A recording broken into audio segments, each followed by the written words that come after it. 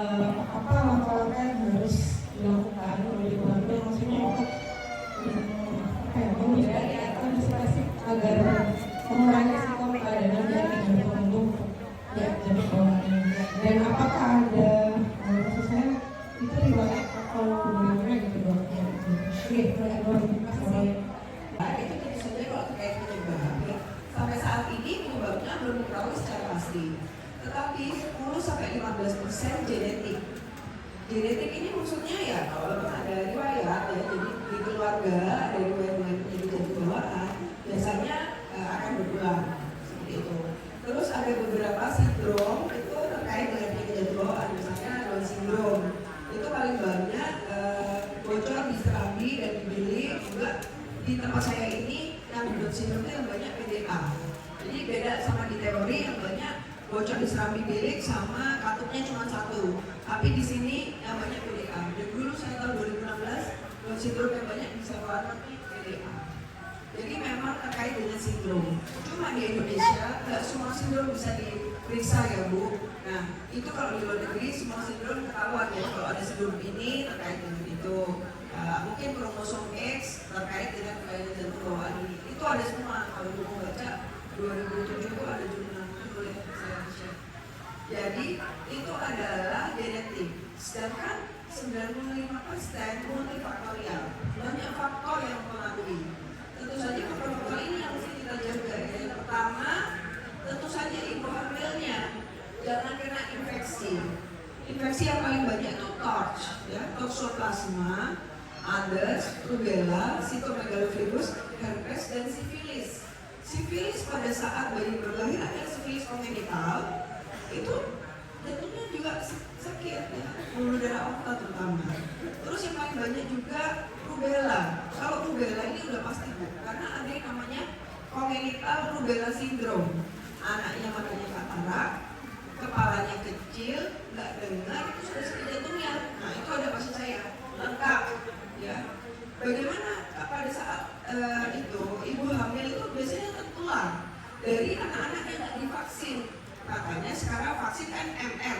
Dulu measles saja, sekarang measles rubella. Nah itu kita harus memvaksin anak-anak kecil itu supaya kalau dia batuk-batuk virus rubella itu ya, ternyata saya pernah ikut itu surveillance rubella ya, di umur 18 bulan itu kalau dia ada virusnya, kalau dia batuk masih bisa menularnya ke ibu hamilnya cuma demam-demam, tapi janinnya mengalami congenital rubella syndrome. Ibunya nggak apa-apa, cuma bahkan itu Bu. Nah itu rubella. Jadi untuk kita yang hamil nggak apa-apa, tapi janinnya yang parah. Itu saya ada beberapa pasien dengan rubella, saya tanyain memang anamnesisnya, dia terpapar ponaannya apa sakit gabalkan, karena dia nggak merasa kalau dia hamil. Jadi terus bocor ya. Ada lagi CMV, toxo. Kalau toxo itu kista. Sebenarnya bukan peliharaan kucingnya yang bikin menular, tapi kistanya. Kotoran yang keluar dari kucing itu ada kistanya. Kistanya kecil, bisa kemana mana, bisa di makanan kita nggak kelihatan. Nah untuk ibu hamil mesti hati-hati. Kalau toxo biasanya bukan kepalanya kecil, tapi hidrosefalus, kepalanya besar. Belum lagi ada penyakit jantung bawaan. Bahkan di jurnal tahun 2007 yang saya baca, itu febrile illness, ibu dengan demam itu ada risiko untuk anaknya penyakit jantung bawaan. Bayangkan cuma demam aja. Kan kadang-kadang ibu ditanya, Bu sakit apa waktu hamil? Nah itu jawabannya demam, tapi dia nggak tahu demam penyebabnya apa. Itu saya baca memang tulisannya itu bukan infeksi apa, yang sudah pasti rubella. Tapi yang lain itu memang febrile illness, berarti kan ibunya demam ada risiko. Nah, jadi itu mesti hati-hati ya. Jadi terus makan makanan pengawet, kan kita nggak tahu ya Bu. Hamil-hamil muda biasanya pergi jalan-jalan, terus ketemu anak wahid-wahid andalan, dia rubella nih. Jadi mesti hati-hati kalau di bawah 20 minggu, mungkin orang zaman dulu kan bilang ya jangan pergi-pergi.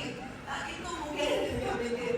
Nah tapi nggak apa-apa, kalau memang nggak bisa makan karena masakan di rumah mungkin nggak cocok ya, hati-hati aja. Kalau di luar kita cari yang gizi tapi yang matang, karena kalau nggak matang kistanya itu hidup, bisa dimakan kista yang toxo itu kita nggak lihat. Misal dicuci tidak bersih, ada kisahnya kan. Kucing BAB-nya di mana-mana, ya kan?